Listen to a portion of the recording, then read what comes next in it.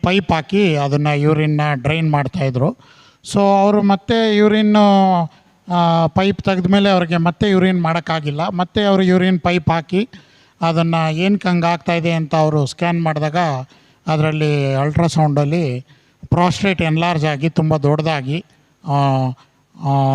Almost 140-50 C C ಆಗಿ, normal ಪ್ರಾಸ್ಟೇಟು ಒಂದು 15-20 C C ಇರುತ್ತೆ.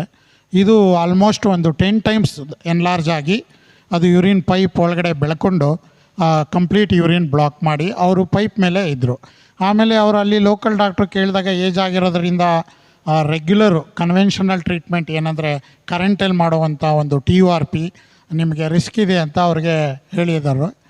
ಆವಾಗ ಅವರಿಗೆ ಗೊತ್ತಾಯಿತು ಇಲ್ಲಿ ಮೈಸೂರಲ್ಲಿ ಇದು ಲೇಸರ್ ಮುಖಾಂತರ ಈ ಒಂದು ನ್ಯೂ ಟೆಕ್ನಾಲಜಿ ಯೂಸ್ ಮಾಡಿ, ಸೇಫಾಗಿರೋ ಟೆಕ್ನಾಲಜಿ ಯೂಸ್ ಮಾಡಿ ಇದನ್ನು ಈ ಒಂದು ಗೆಡ್ಡೆನ ತೆಗಿಬೋದು ಅನ್ನೋದು ಅವ್ರಿಗೆ ಗೊತ್ತಾದ ಮೇಲೆ ಅವರು ನಮ್ಮಲ್ಲಿ ಮೈಸೂರಿಗೆ ನಮ್ಮ ಹಾಸ್ಪಿಟ್ಲಿಗೆ ಬಂದು ನಾನು ನೋಡಿದಾಗ ಅವ್ರಿಗೆ 92 ವರ್ಷ, ಅವ್ರಿಗೆ BP ಮತ್ತು ಶುಗರ್ ಇತ್ತು, ಪ್ಲಸ್ ಹಾರ್ಟ್ ಪ್ರಾಬ್ಲಮ್ ಇತ್ತು. ಸೊ ಈ ಥರ ಎಲ್ಲ ಸಮಸ್ಯೆ ಇದ್ದು ಅದ್ರ ಜೊತೆಗೆ ಈ ಒಂದು ಯೂರಿನ್ ಪೈಪ್ ಹಾಕ್ಕೊಂಡು ಆಲ್ಮೋಸ್ಟ್ ಅವರು 2 ತಿಂಗಳಿಂದ ಯೂರಿನ್ ಪೈಪ್ನ ಕಂಟಿನ್ಯೂಸ್ ಆಗಿ ಹಾಕ್ಕೊಂಡು ಆ ಒಂದು ಪ್ರಾಬ್ಲಮಿಂದ ಅವರು ಸಫರ್ ಮಾಡ್ತಾಯಿದ್ರು.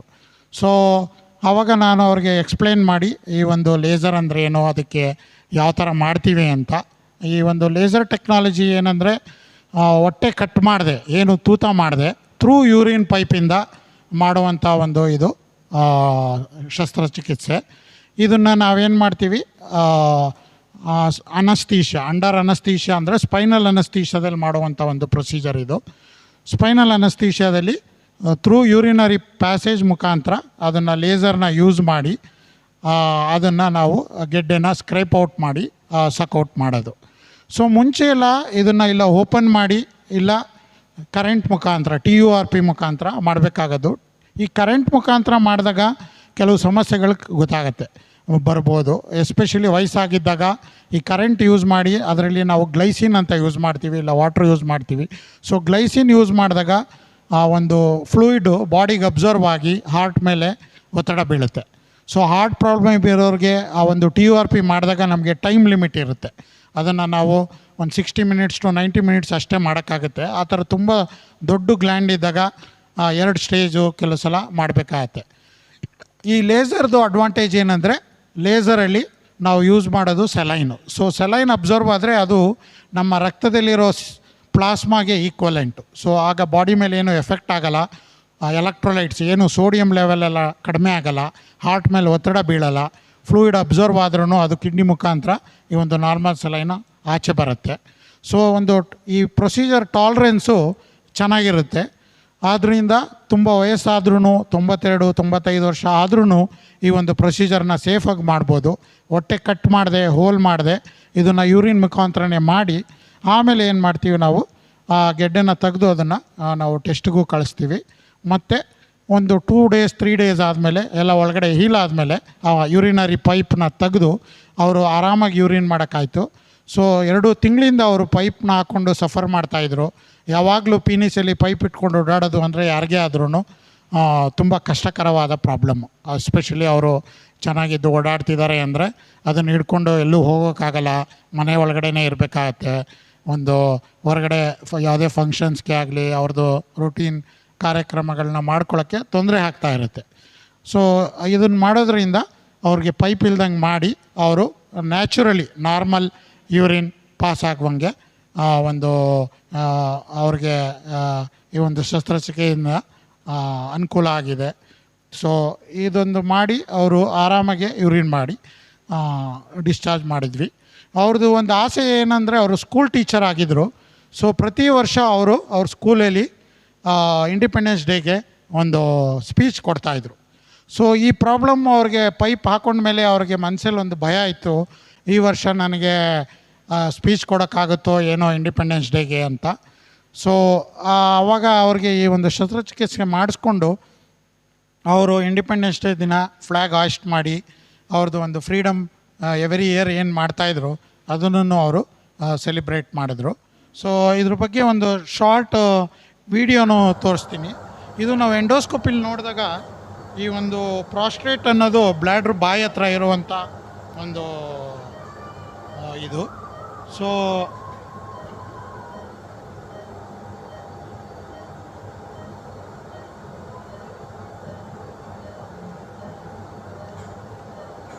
ಇದು urinary pipe. Play once again.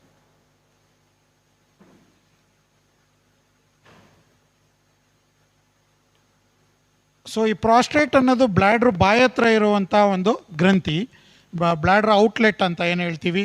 ಬ್ಲ್ಯಾಡ್ರಿಗೂ ಮತ್ತು ಯುರೆತ್ರಾಗೂ ಜಂಕ್ಷನಲ್ಲಿರುವಂಥ ಒಂದು ಇದು. ನಾವು ಎಂಡೋಸ್ಕೋಪ್ ಹಾಕಿ ನೋಡಿದಾಗ ಇವೆರಡೂ ಬ್ಲಾಕ್ ಮಾಡ್ತಾ ಇರೋದು.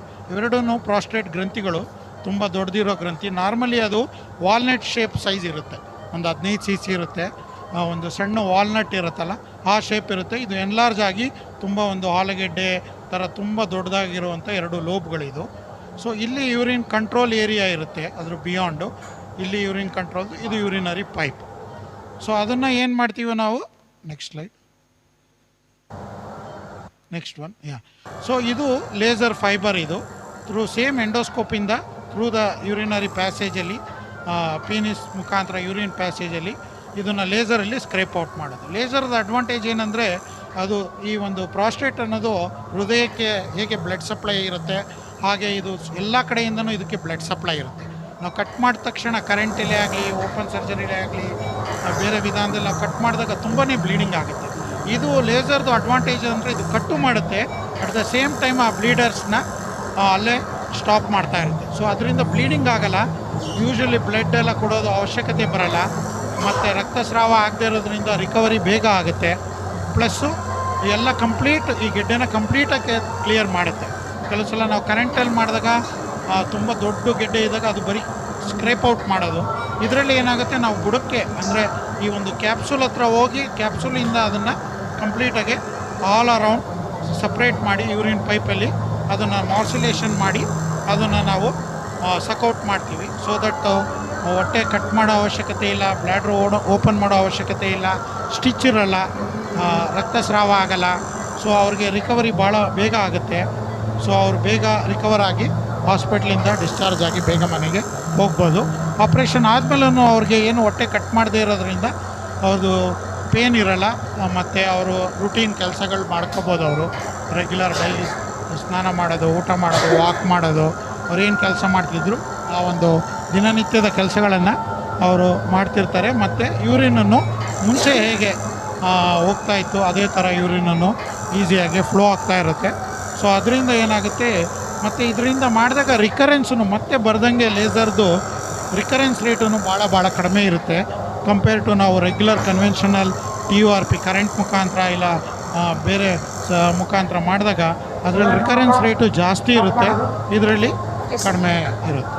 ನೆಕ್ಸ್ಟ್, ಸೊ ಇದು ಆ ಟಿಶ್ಯೂಸು ಲೇಸರಲ್ಲಿ ಸ್ಕ್ರೇಪ್ ಔಟ್ ಮಾಡಿ ಮಾರ್ಸುಲೇಟ್ ಮಾಡಿ ತೆಗೆದಿರುವಂಥ ಟಿಶ್ಯೂ. ಇದು ಆಲ್ಮೋಸ್ಟ್ ಒಂದು 150 cc ಇರುವಂಥ ಟಿಶ್ಯೂ. ಇದನ್ನು ನಾವು ಬಯಾಪ್ಸಿ ಮಾಡಿ ಏನಕ್ಕಾಯ್ತು ಅನ್ನೋದು ಒಂದು ಯಾವ ಥರ ಬಿನೈನ ಕ್ಯಾನ್ಸರ್ ಅನ್ನೋದು ನಮಗೆ ಗೊತ್ತಾಗುತ್ತೆ. Next one.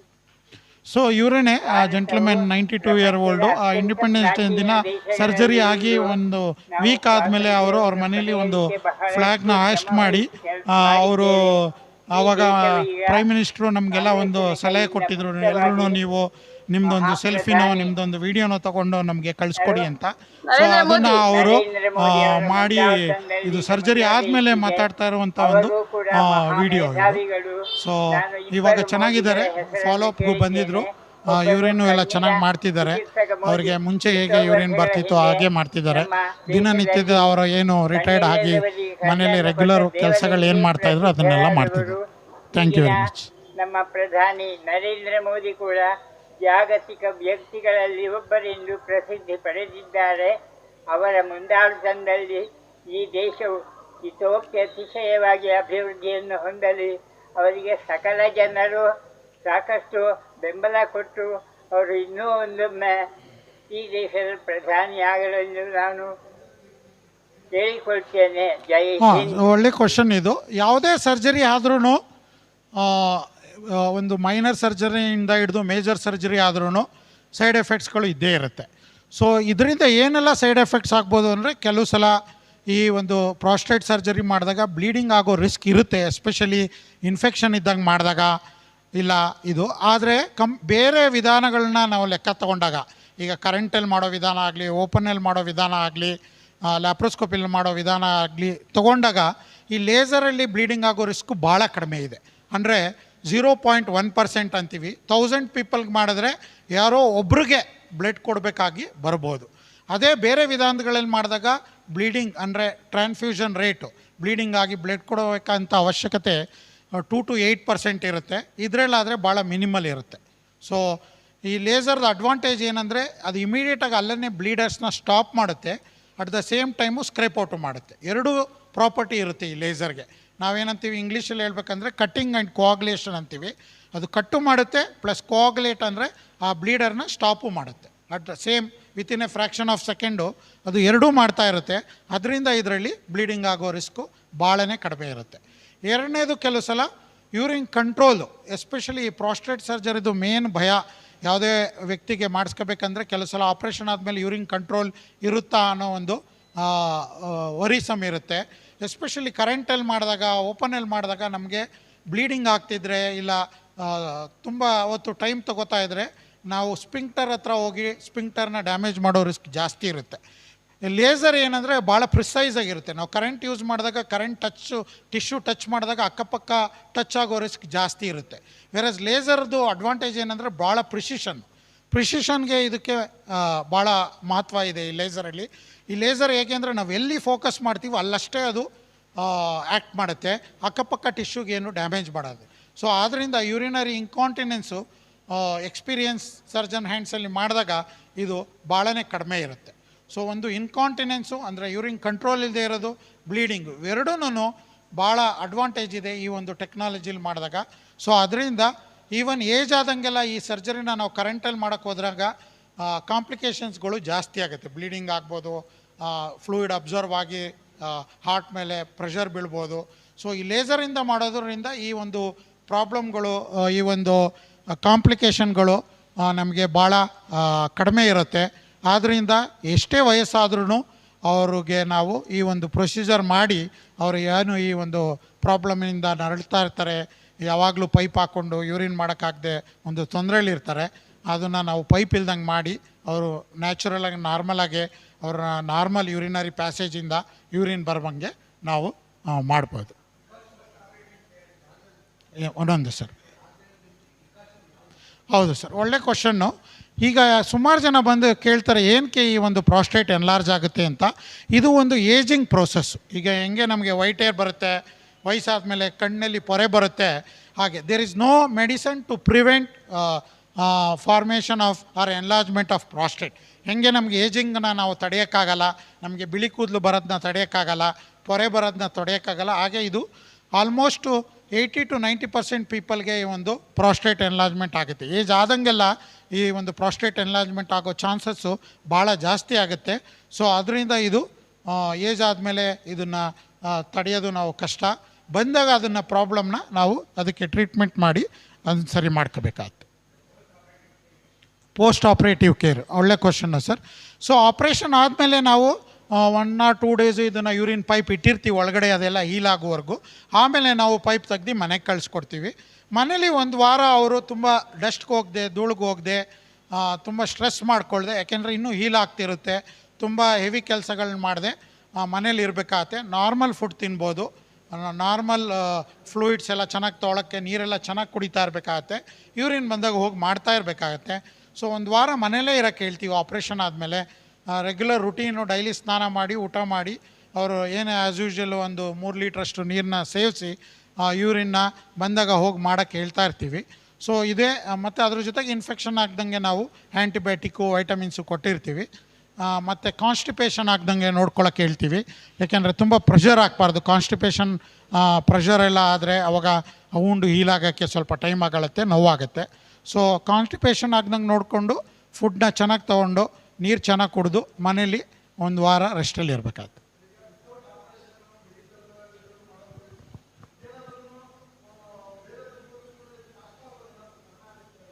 ಒಂದು ನೀವು ಮೆಡಿಕೇಷನ್ ಬಗ್ಗೆ ಕೇಳಿದ್ರಿ. ಇನಿಷಿಯಲ್ ಸ್ಟೇಜಲ್ಲಿ ಈಗ ನಾನು ಹೇಳಿದೆ ಈ ಒಂದು ಪ್ರಾಸ್ಟೇಟ್ ಅನ್ನೋದು 10 to 15 cc ಇರುತ್ತೆ. ಕೆಲವರು ಹೆಲ್ತ್ ಚೆಕಪ್ ಮಾಡಿಸ್ಕೊಳಕ್ಕೆ ಬರ್ತಾರೆ, ಇಲ್ಲ ಕೆಲವರು ಸ್ವಲ್ಪ ಸರ್ ಈಗ ಒಂಚೂರು ಯೂರಿನ್ ತಡೆದಂಗೆ ಆಗ್ತಿದೆ, ಇಲ್ಲ ಈಗ ಒಂಚೂರು ಪದೇ ಪದೇ ಹೋಗುವಂಗೆ ಆಗ್ತಿದೆ ಅಂತ ಅರ್ಲಿ ಸ್ಟೇಜಲ್ಲೇ ಬರ್ತಾರೆ. ಆವಾಗ ಅವ್ರದ್ದು ಪ್ರಾಸ್ಟೇಟ್ ಗ್ಲ್ಯಾಂಡ್ ಒಂದು 20 cc 30 cc 40 cc ಹಂಗೆ ಗ್ರೇಡ್ 1 ಎನ್ಲಾರ್ಜ್ಮೆಂಟ್ ಅಂತೀವಿ ಪ್ರಾಸ್ಟೇಟು. ಸೊ ಯೂರಿನ್ ಕಂಪ್ಲೀಟ್ ಬ್ಲಾಕ್ ಆಗ್ತಿರಲ್ಲ, ತುಂಬ ಉಳ್ಕೋತಿರಲ್ಲ, ಅವ್ರಿಗೆ ನಾವು ಫಸ್ಟ್ ಮೆಡಿಕೇಷನ್ಸೇ ಕೊಡ್ತೀವಿ. ಮೆಡಿಕೇಷನ್ಸು ಇದೆ ಒಂದು ಪ್ರಾಬ್ಲಮ್ಗೆ. ಕೆಲವ್ರಿಗೆ ಮೆಡಿಕೇಷನ್ ಟೆಂಪ್ರವರಿ ಆದ್ರೂ ಕೆಲವ್ರಿಗೆ ಮೆಡಿಸನ್ನಿಂದ ಸ್ವಲ್ಪ ಬೆನಿಫಿಟ್ ಬರುತ್ತೆ. ಕೆಲವ್ರಿಗೆ ಮೆಡಿಸಿನ್ಸ್ ಕೊಟ್ಟಾಗ 1 or 2 years without surgery we can postpone the surgery. So initial ಸ್ಟೇಜಸಲ್ಲಿ we offer them medication. So medication ಕೊಟ್ಟಾಗ ಒಂದು 40 to 50% ಪೀಪಲ್ಗೆ ಮೆಡಿಕೇಷನಿಂದ ಅವ್ರಿಗೆ ಅನುಕೂಲ ಆಗುತ್ತೆ. ಆಗ ಮೆಡಿಸಿನ್ಸು ಕೆಲವು ಸಲ 3 months 6 months 1 year ಹೀಗೆ ತೊಗೊಳಕ್ಕೆ ಹೇಳ್ತೀವಿ. ಆಮೇಲೆ ಯಾರಿಗೆ ಅನುಕೂಲ ಆಗ್ತಿರುತ್ತೆ ಅವ್ರಿಗೆ ನಾವು ಮೆಡಿಸಿನ್ಸ್ ಕಂಟಿನ್ಯೂ ಮಾಡ್ತೀವಿ. ಕೆಲವ್ರಿಗೆ ಮೆಡಿಸಿನ್ ಅನುಕೂಲ ಆಗಲಿಲ್ಲ ಅಂದರೆ ಅವಾಗ ಈ ಒಂದು ಸರ್ಜರಿ ಆಫರ್ ಮಾಡ್ತೀವಿ. ಕೆಲವರು ತುಂಬ ಲೇಟ್ ಸ್ಟೇಜಲ್ಲಿ ಬರ್ತಾರೆ, ಈಗ ಈ ಥರ ಕಂಪ್ಲೀಟ್ ಯೂರಿನ್ ಬ್ಲಾಕ್ ಆದಾಗ ಬರ್ತಾರೆ, ಇಲ್ಲ ತುಂಬ ದೊಡ್ಡದಾಗಿ ಗ್ಲ್ಯಾಂಡು ಯೂರಿನ್ ಎಲ್ಲ ತುಂಬ ಉಳ್ಕೊಳ್ಳೋಕೆ ಶುರು ಆದಾಗ ಬರ್ತಾರೆ, ಇಲ್ಲ ಯೂರಿನಲ್ಲಿ ಇನ್ಫೆಕ್ಷನ್ ಆಗುತ್ತೆ. ಯಾವಾಗ ಯೂರಿನ್ ಉಳ್ಕೊಳ್ಳೋಕೆ ಶುರು ಆಗುತ್ತೆ ಈ ಗೆಡ್ಡೆ ಬೆಳ್ಕೊಂಡು, ಆವಾಗ ಯೂರಿನಲ್ಲಿ ಇನ್ಫೆಕ್ಷನ್ ಆಗೋಕ್ಕೆ ಶುರುವಾಗಿ ಚಳಿ ಜ್ವರ ಬರೋದು, ಯೂರಿನಲ್ಲಿ ರಕ್ತ ಬರೋದು, ಮೂತ್ರ ಉರಿ ಬರೋದು. ಸ್ಟೇಜಲ್ಲಿ ಬಂದಾಗ ಯೂರಿನ್ ಜಾಸ್ತಿ ಉಳ್ಕೊತಾ ಇದೆ ಅಂದಾಗ, ಮತ್ತು ಕೆಲವ್ರಿಗೆ ಏನಾಗುತ್ತೆ ಯೂರಿನ್ ಉಳ್ಕೊಂಡು ತುಂಬಾ ಒಳಗಡೆ ಸ್ಟೋನ್ ಆಗೋಕ್ಕೆ ಶುರು ಆಗುತ್ತೆ ಬ್ಲ್ಯಾಡ್ರಲ್ಲಿ. ಕೆಲವು ಸಲ ಈ ಇನ್ನೊಂದು ಅಡ್ವಾಂಟೇಜು ಲೇಸರ್ದು ಏನಂದರೆ ಈ ಪ್ರಾಸ್ಟೇಟ್ ಎನ್ಲಾರ್ಜ್ ಆಗಿ ಅದ್ರ ಜೊತೆಗೆ ಕೆಲವ್ರಿಗೆ ಬ್ಲ್ಯಾಡ್ರಲ್ಲಿ ಸ್ಟೋನು ಇರುತ್ತೆ. ಸೊ ಎರಡನ್ನೂ ಒಟ್ಟಿಗೆ ನಾವು ಮಾಡಿದ್ದೀವಿ ಸುಮಾರು ಪೇಷಂಟ್ಸ್ಗೆ. ಲೇಸರಲ್ಲಿ ಅದೇ ಸೇಮ್ ಲೇಸರ್ ಯೂಸ್ ಮಾಡಿ ಬ್ಲ್ಯಾಡ್ರ್ ಸ್ಟೋನ್ನ ಡಸ್ಟ್ ಮಾಡಿ ಪೌಡ್ರ್ ಮಾಡಿ ಬಂದಾಗ ಇನ್ಫೆಕ್ಷನ್ಸು ಕಾಂಪ್ಲಿಕೇಶನ್ಸು ಮತ್ತು ಈ ಮೆಡಿಸಿನ್ಸ್ ಹೆಲ್ಪ್ ಆಗ್ತಿಲ್ಲ ಅಂದಾಗ ನಾವು ಈ ಒಂದು ಲೇಸರ್ ಟ್ರೀಟ್ಮೆಂಟ್ ಮಾಡಿ ಇದೊಂದು ಸಮಸ್ಯೆಯನ್ನು ಬಗೆಹರಿಸ್ತೀವಿ. ಏನು ಸರ್ ಕಾಸ್ಟಾ? ಹಾಂ, ಈ ಯಾವುದೇ ಒಂದು ಹೊಸ ಟ್ರೀಟ್ಮೆಂಟ್ ಬಂದಾಗ ಅದು ಇನಿಷಿಯಲಿ ಎಕ್ಸ್ಪೆನ್ಸಿವ್ ಇರುತ್ತೆ, ಆಮೇಲೆ ಅದ್ರದ್ದು ರೇಟ್ಸ್ ಕಡಿಮೆ ಆಗ್ತಾ ಬರುತ್ತೆ. ಈಗ ನಮ್ಮ ಹಾಸ್ಪಿಟ್ಲಲ್ಲಿ ಇದು ಅರೌಂಡ್ 1.5 lakh ಆಗುತ್ತೆ. ಮತ್ತು ಈ ಒಂದು ಟ್ರೀಟ್ಮೆಂಟ್ನ ನಾವು ಆಫರ್ ಮಾಡಿದಾಗ ಅಡ್ವಾಂಟೇಜಸ್ ಹೇಳಿದಾಗ, ಏಕೆಂದರೆ ಬೇರೆ ಮೆಥಡ್ಸಲ್ಲಿ ನಾವು ಮಾಡೋಕ್ಕೆ ಹೋದಾಗ ಕಾಂಪ್ಲಿಕೇಶನ್ಸ್ ಜಾಸ್ತಿ ಆದಾಗ ಖರ್ಚು ಜಾಸ್ತಿ ಆಗುತ್ತೆ. ಸೊ ಆ ಥರ ಹೋಲಿಸ್ಕೊಂಡ್ರೆ ನಾವು ಈ ಒಂದು ಲೇಸರ್ ಟ್ರೀಟ್ಮೆಂಟು ಈ ಥರ ಒಂದು ಪೇಷಂಟ್ಸ್ಗಳಿಗೆ ಮಾಡಿದಾಗ ಬೇಗ ರಿಕವರ್ ಆಗೋದ್ರಿಂದ ಅವ್ರಿಗೆ ಕಾಸ್ಟ್ ಎಫೆಕ್ಟಿವ್ನೆಸ್ ಅಂತ ಏನು ಹೇಳ್ತೀವಿ. ಈಗ ಅವರು ರೆಗ್ಯುಲರ್ ಮನೆಗೆ ಬೇಗ ಹೋಗ್ಬೋದು, ಅವ್ರ ಜೊತೆಗಿರೋದು ಖರ್ಚು ಎಲ್ಲ ಕಡಿಮೆ ಆಗುತ್ತೆ ಅವಾಗ ಅವ್ರಿಗೆ. ಬೇರೆ ವಿಧಾನದಲ್ಲಿ ಮಾಡಿದಾಗ ತುಂಬ ದಿನ ಇರಬೇಕಾಗತ್ತೆ, ಇನ್ಫೆಕ್ಷನ್ ಆಗುತ್ತೆ, ಬ್ಲೀಡಿಂಗ್ ಆದರೆ ಬ್ಲಡ್ ಕೊಡಬೇಕಾಗತ್ತೆ. ಸೊ ಈ ವಿಧಾನದಲ್ಲಿ ಮಾಡಿದಾಗ ಕಾಂಪ್ಲಿಕೇಶನ್ಸ್ ಕಡಿಮೆ ಇರೋದ್ರಿಂದ ಅವ್ರಿಗೆ ಇದು ಒಂದು ಕಾಸ್ಟ್ ಎಫೆಕ್ಟಿವ್ನೆಸ್ ಜಾಸ್ತಿ ಇರುತ್ತೆ.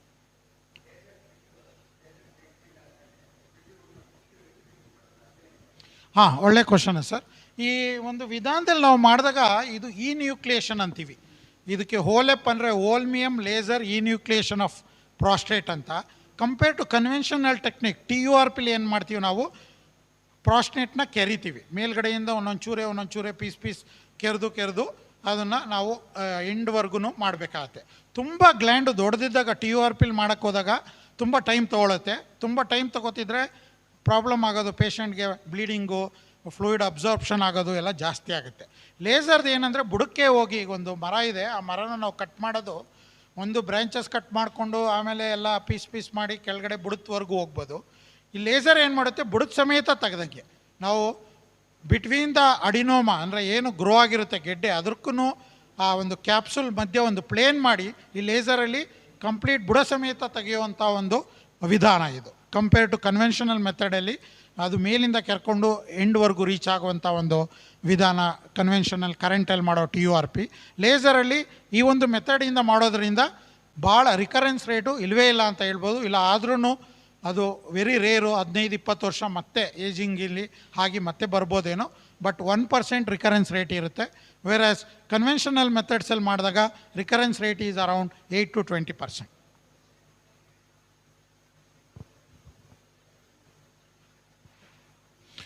Thank you. ಇನ್ನೇನಾದರೂ ಪ್ರಶ್ನೆಗಳಿದ್ದರೆ ಮಣಿಪಾಲ್ ಫೌಂಡೇಶನ್ ಬಗ್ಗೆ ಸರ್ ಇನ್ನೊಂದು ವಿಷಯ ಹೇಳ್ತಾರೆ. ಇದು ಈಗಾಗಲೇ ಹೇಳಿದ್ದೀವಿ, ಇದನ್ನು ನಮ್ಮ ಆಸ್ಪತ್ರೆಯಲ್ಲಿ ಯಾವುದೇ ಆಪ್ರೇಷನ್ನು ಬಡವರಿಗೆ ಅಂದರೆ BPL ಕಾರ್ಡ್ ಇದ್ದವ್ರಿಗೆ ಮಣಿಪಾಲ್ ಫೌಂಡೇಶನ್ ಅಂತ ಒಂದು ಫೆಸಿಲಿಟಿ ಇದೆ. ಮಣಿಪಾಲ್ ಫೌಂಡೇಶನಿಂದ ಸುಮಾರು ಸಹಾಯ ಬರುತ್ತೆ. ನಾವು ಅವ್ರ ಬಿ ಪಿ ಎಲ್ ಕಾರ್ಡ್ ಒಂದು ಕೇಳ್ತೀವಿ. ಬಿ ಪಿ ಎಲ್ ಕಾರ್ಡ್ ಜೊತೆಗೆ ಫ್ಯಾಮಿಲಿಯಲ್ಲಿ ಆರ್ಥಿಕವಾಗಿ ಅವರಿಗೆ ತೊಂದರೆ ಇದೆ ಅಂತ ನಾವು ಮಣಿಪಾಲ್ ಫೌಂಡೇಶನಿಗೆ ಬರೆದು ಹಾಕಿದ್ರೆ ಇದುವರೆಗೂ ಸುಮಾರು 25,000ದಿಂದ 2 ಲಕ್ಷ ರೂಪಾಯಿವರೆಗೂ ಮಣಿಪಾಲ್ ಫೌಂಡೇಶನಿಂದ ಬಂದಿದೆ ಸುಮಾರು ಪೇಷಂಟ್ಸಿಗೆ. ನಾವು ತಿಂಗಳಿಗೆ ಸುಮಾರು 10-15 ಪೇಷಂಟ್ಸಿಗೆ ಮಣಿಪಾಲ್ ಫೌಂಡೇಶನಿಂದ ಹೆಲ್ಪ್ ಮಾಡ್ತಾ ಇದ್ದೀವಿ. ಇದರಿಂದ ಬಡವ್ರಿಗೂ ಈ ಆಪ್ರೇಷನ್ನ ಮಾಡಿಸ್ಕೊಳ್ಳೋಕ್ಕೆ ಸಾಧ್ಯ ಆಗುತ್ತೆ.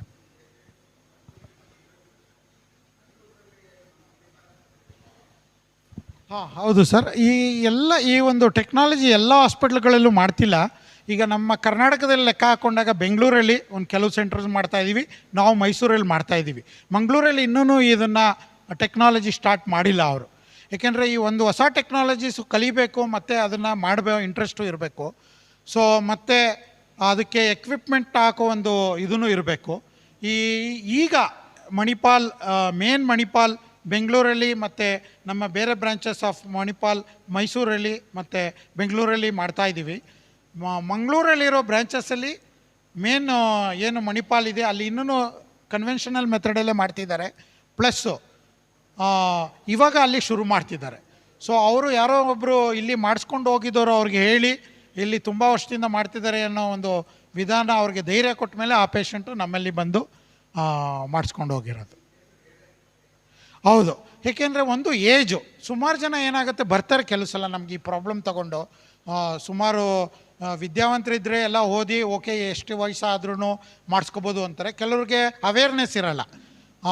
ಅವ್ರಿಗೆ ಏನು ಅನ್ಕೋತಾರೆ, ಏಜಲ್ಲಿ ಮಾಡಿಸಿದ್ರೆ ಏನಾದರೂ ತೊಂದರೆ ಆಗಿಬಿಟ್ರೆ ಇಲ್ಲ ಏಜಲ್ಲಿ ಇನ್ನೇನು ಮಾಡಿಸೋದು ಬೇಡ ಬಿಡಿ, ಅವ್ರು ಇದ್ದಷ್ಟು ದಿನ ಇರಲಿ ಅನ್ನೋ ಒಂದು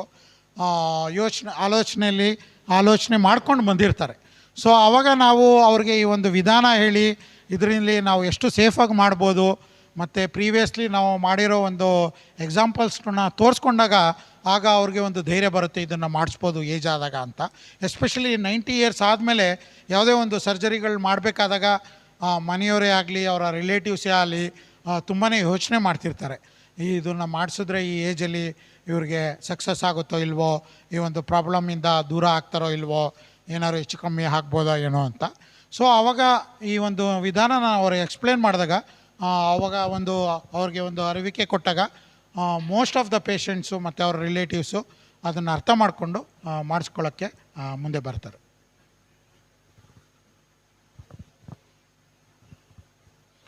ಥ್ಯಾಂಕ್ ಯು ಸರ್.